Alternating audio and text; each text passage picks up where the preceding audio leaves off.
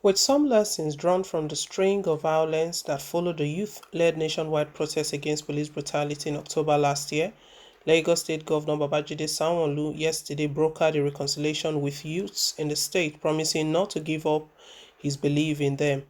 Youngsters across the state used the opportunity of yesterday's Eid Malud national holiday to come together to participate in a peace conference aimed at creating a common platform for conflict resolution.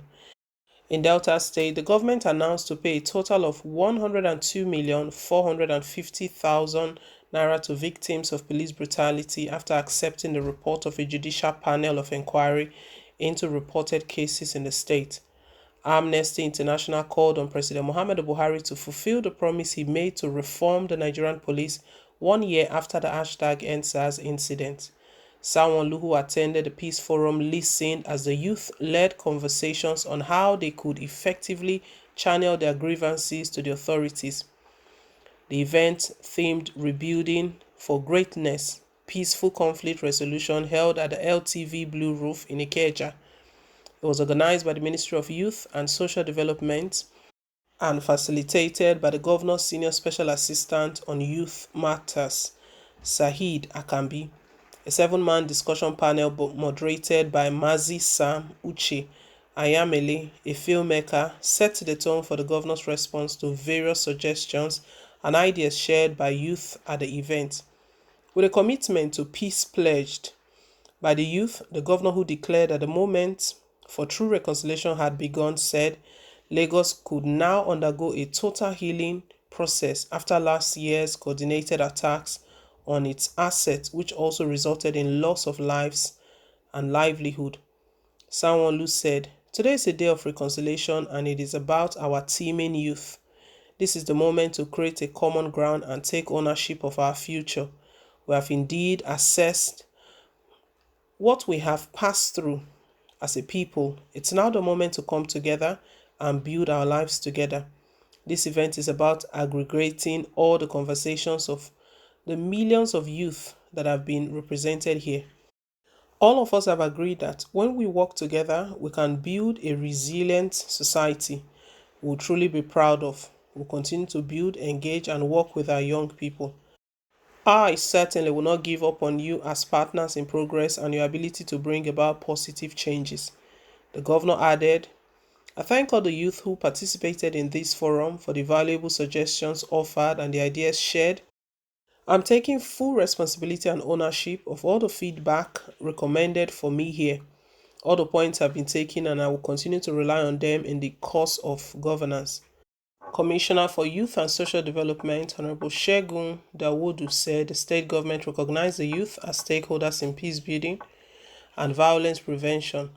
Dawodu stressed that the governor's physical appearance at the event was an indication of his commitment to addressing the issues faced by the youth. Represented by Permanent Secretary in the Ministry, Dr. Oluwagbemiga Anna, the commissioner said the aftermath of negative conflict would never be beneficial to any society.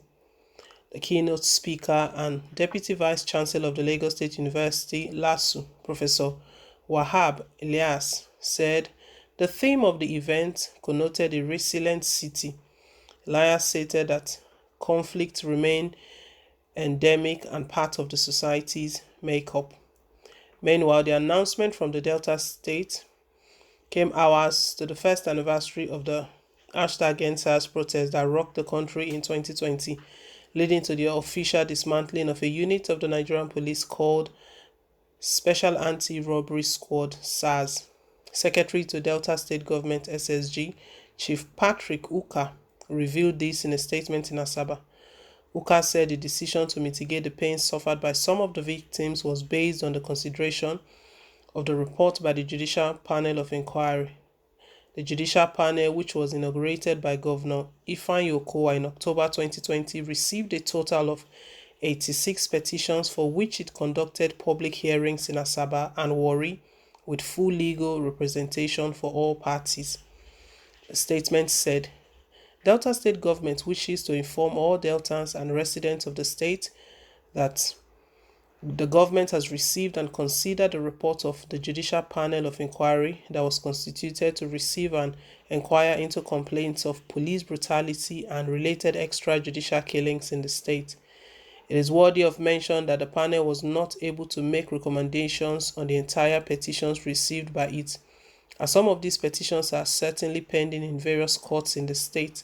Hence, making pronouncement on them will be sub judice. In addition, some of the petitions were struck out by the panel during the hearing session for various reasons. More importantly, the panel was able to establish acts of police brutality in some cases, resulting in death or denial of personal liberty, and accordingly awarded monetary compensation for the victims in these cases. In the same vein, the panel upheld judgments earlier delivered by high courts in the state for various cases of police brutality, which judgments have been compiled with till date, including payment of judgment debts associated with them. The state government, having considered the panel's recommendations in these two categories of cases, has accepted to pay the incidental claims recommended for the victims, amounting to the sum of 102,450,000 naira. This payment will be effected in due course. Meanwhile, Amnesty International, in a statement, called on Buhari to fulfill his promise of reforming the police. The organization made a call in a statement titled Nigeria, No Justice for Victims of Police Brutality, 1 year after #EndSARS protests. It alleged that despite promises of reform, police impunity had continued in Nigeria. The statement by Director of Amnesty International Nigeria, Mrs. Osai Ojigo, said, "A year on, despite the gravity of these human rights violations, not a single member of the security forces has been prosecuted, while judicial panels of inquiry set up to investigate abuses by officers have made little progresses.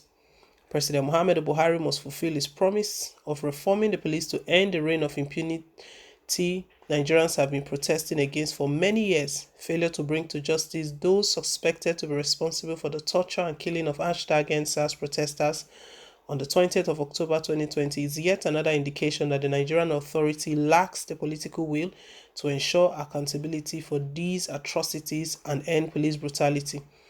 Ojigo also stated, under the pretext of restoring order, horrific injuries were inflicted on hundreds of people and at least 56 people were killed, among dozens of young people that lost their lives to Nigerian security forces used unnecessary and excessive force to disperse peaceful protesters across the country. It's unacceptable that despite overwhelming evidence, the government continues to deny the use of live ammunition on protesters at Lekki toll gate exactly a year ago. Amnesty International argued that investigative panel set up to look into police brutality had so far been marred by prolonged adjournments, intimidation of witnesses by police lawyers, and failure of police officers to appear as witnesses. It alleged that the panel failed to sit in some states, even as others went on indefinite break. It called on the authorities to put words into action and decisively end police impunity.